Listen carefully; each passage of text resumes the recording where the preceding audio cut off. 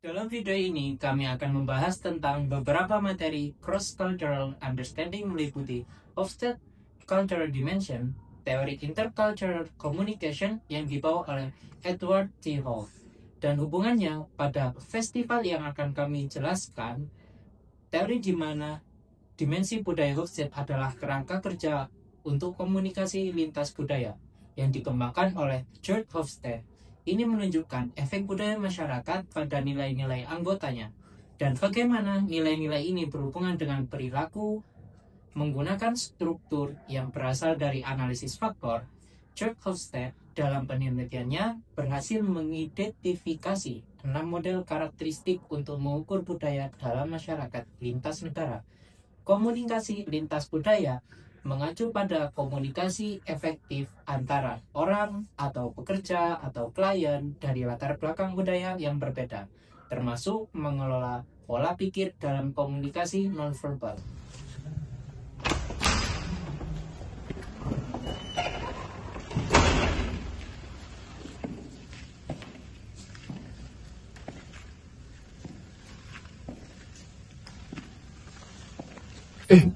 Afif, sepertinya prosesi selusianya bakal dilaksanakan 2 jam lagi ya. Aku lihat ini sketsernya belum ada disiapin atau dihias. Kamu ngapain aja dari tadi? Kenapa kamu gak gerak dari tadi? Aku nungguin kamu ngasih tahu di mana dulu sketchernya. Kan kamu koordinatornya. Aku cuma tidak enak mengangkari wewenang kamu aja. Wewenang berarti. Afif, saya ini sama seperti kamu, hanya mahasiswa biasa. Jadi santai saja. Afik, insiden we can wait for the first. Jadi kalau ada sesuatu yang belum dikerjakan, just do it.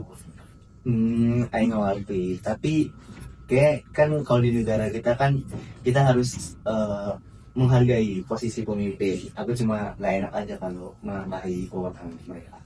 Oh, itu kamu belum beradaptasi sama budaya sini. Jadi Mas Deko, maafin Mas Afik ya. It's okay, aku cuma ngasih tahu kok.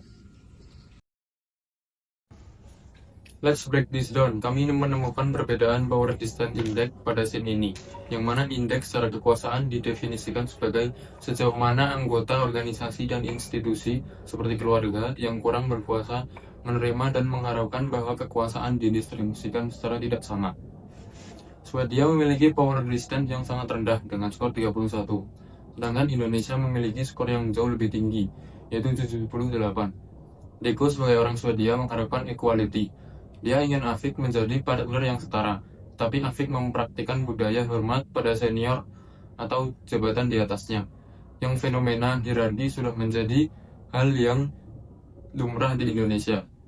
Selain itu, ada juga perbedaan maskulin versus feminin, mas, di mana maskulinitas didefinisikan sebagai preferensi untuk pencapaian kepahlawanan, ketegasan, dan imbalan materi pada kesuksesan.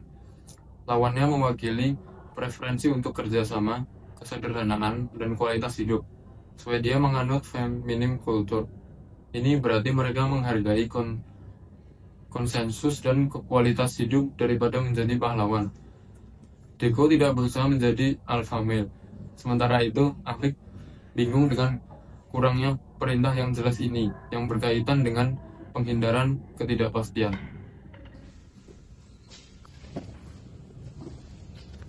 Boleh lihat topinya?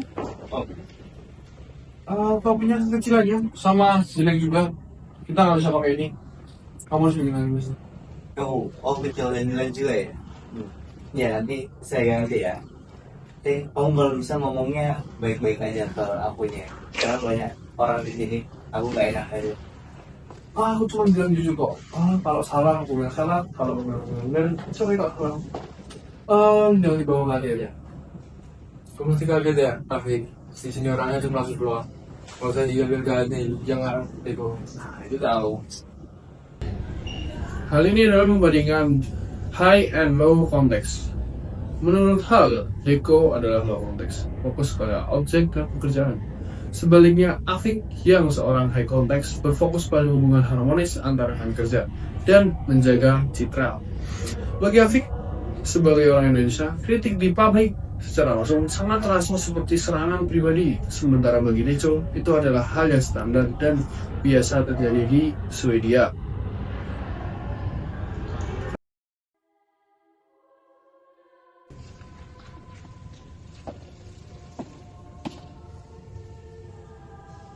Tapi, aku baru sadar, kayaknya aku terlalu belak-belakan sama kamu. Di Swedia, budaya kita lebih mementingkan kejujuran daripada kesopanan. Tetapi sekarang aku tahu kalau budayamu itu keharmonisan menjadi yang utama. Jadi, I'm so sorry. It's okay, Deko. Aku juga berterima kasih kepada kamu juga. Aku sepertinya sadar kalau di sini aku juga harus lebih mandiri daripada harus nunggu kamu yang pimpin lagi. Jadi gak apa-apa. Let's make this festival one. Oke. Festival Saint Lucia adalah perayaan tradisional yang berasal dari Swedia dan negara-negara Skandinavia seperti Norwegia, Denmark, dan Finland yang diperingati setiap tanggal 13 Desember.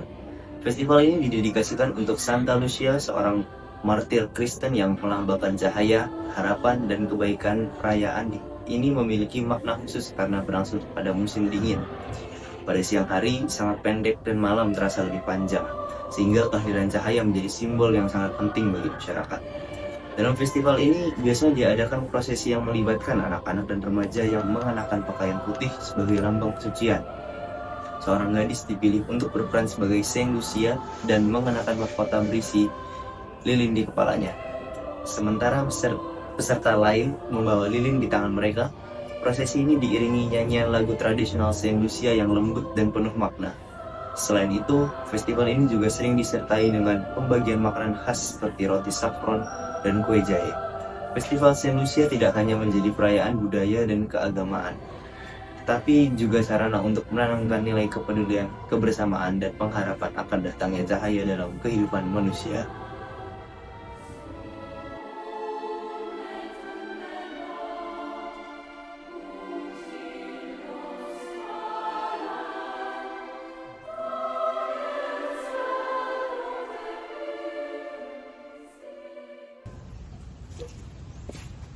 Kalian mau kemana? Pulang kan?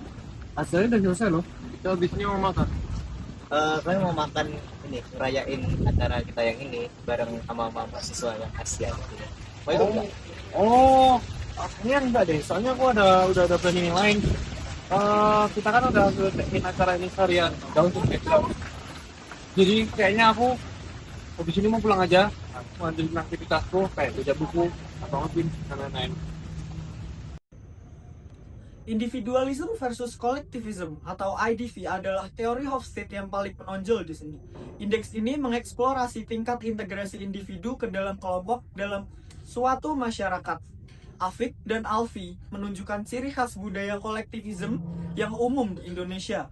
Fokusnya adalah pada harmoni kelompok dan memperpanjang kebersamaan atau in-group communication. Bagi Afik, kesuksesan acara bukan hanya tentang tugas yang selesai, tapi tentang merayakannya bersama untuk memperkuat ikatan sosial. Deko menunjukkan pola pikir individualism. Ia melihat hubungan kerja atau tugas memiliki batasan yang jelas. Baginya, tugas kelompok yang sudah tercapai, maka kewajibannya terhadap kelompok sudah berakhir. Ia lebih memprioritaskan kebutuhan pribadi dan privasi. Selain itu, Afik ingin segera merayakan kesuksesan dengan bersenang-senang dan bersosialisasi, menunjukkan unsur indulgence pada teori cultural dimension menurut Hofstede. Sedangkan Deko sebagai restraint memilih untuk mengikuti jadwal personal yang lebih produktif dan disiplin, contohnya nge-gym dan baca buku, daripada sekedar bersenang-senang impulsif. Nama saya Adil Syahid Dava sebagai narator dan aktor.